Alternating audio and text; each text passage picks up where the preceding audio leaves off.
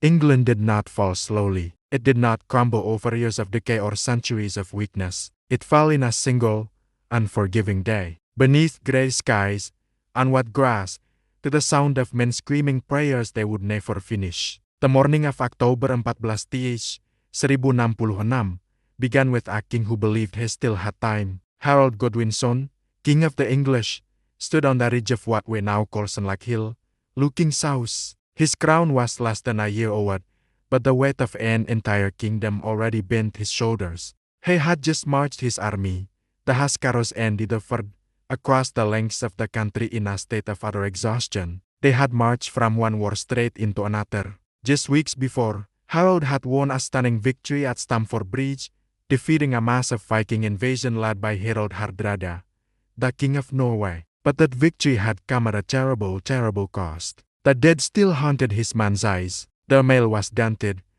Their shields were splintered. Their legs trembled with fatigue beneath them.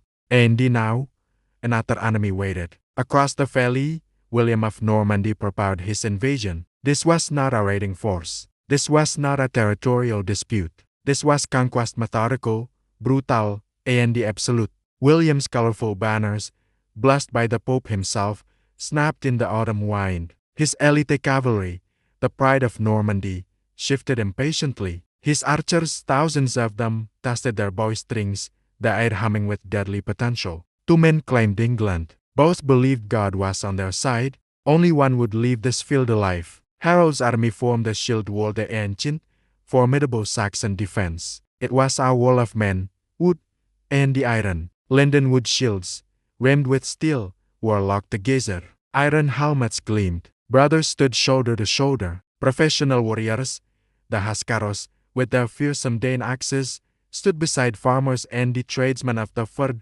gripping spears and the axes that had been passed down through generations. They were not all professional soldiers like the Norman knights, but they were defending their homes, their families, their way of life. Behind them was England. There was nowhere left to retreat.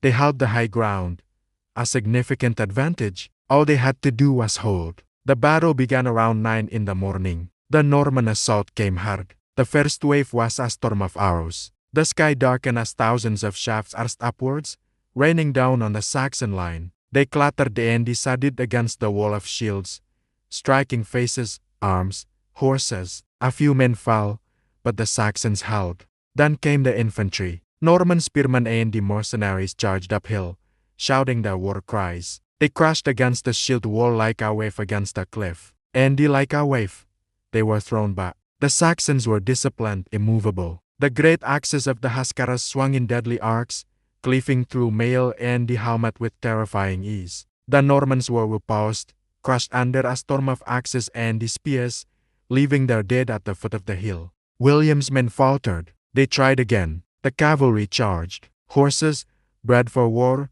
thundered up the slope.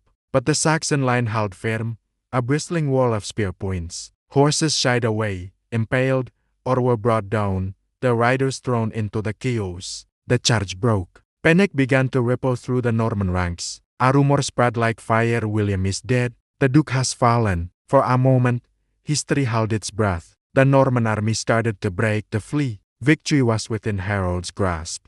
But William was not dead. In a moment of pure, desperate leadership, he tore off his helmet, revealing his face to his retreating men. He rode along the lines, shouting, "Look at me. I live, and by God's grace, I shall conquer." He rallied them. He turned flight into a renewed attack. And then, he changed everything. He ordered a tactic born of cunning and desperation, the feigned retreat.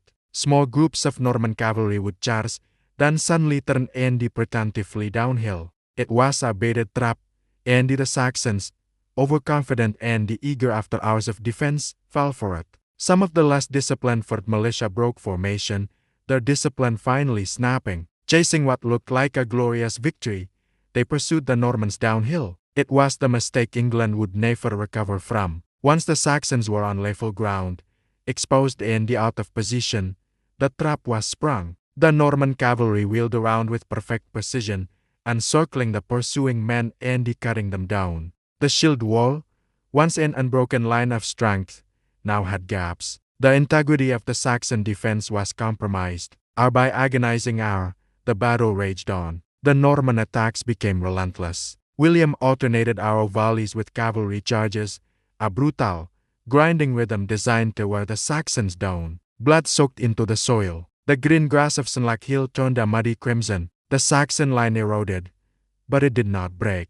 Men fell, and the others stepped over their bodies to fill the gaps. Harold fought where the fighting was thickest. He wasn't a king directing the battle from the safety of the rear. He was on the front line, swinging his sword, a warrior king fighting for his life and his kingdom. Around him, his brothers, Gers and Leifwin, fought and fell. One by one, the royal bloodline of Godwinson was being erased in the mud and the chaos. The sun began to dip towards the horizon. The day was almost done. The Saxons were exhausted, battered, but still holding. Then came the arrow. No more one knows exactly how it happened. The historical sources argue. The Bayeux Tapestry, that incredible piece of Norman propaganda, depicts it. But legend remembers this, a high, arching shot. A single shaft fired speculatively into the sky, which came down at a steep angle, over the top of the shield wall. It struck Harold Godwinson in the eye. The king staggered. Whether blinded, mortally wounded, or already dying, he fell. The royal standard of the fighting man wavered, and the Danet went down. The heart of the Saxon army had been torn out. With their king gone, a wave of despair swept through the ranks. Seeing the chance, a small group of Norman knights surged forward, broke through the last vestiges of the shield wall, and they found the fallen king. They chewed him down, hacking his body to pieces. When Harold Godwinson died, something ancient died with him. The Anglo-Saxon world, its language, its laws, its vibrant culture collapsed in that moment. England did not know it yet, but on that bloody hill, it had already become something else. By nightfall, the field was silent, save for the cries of the wounded. The battle was over. The bodies of the English lay stacked like fallen timber. The ravens gathered. The cold autumn wine carried the smell of iron and death. William of Normandy stood victorious, not yet crowned, but already ruler in truth. England had not surrendered. England had been broken. Within weeks, and then years, the Norman conquest was absolute.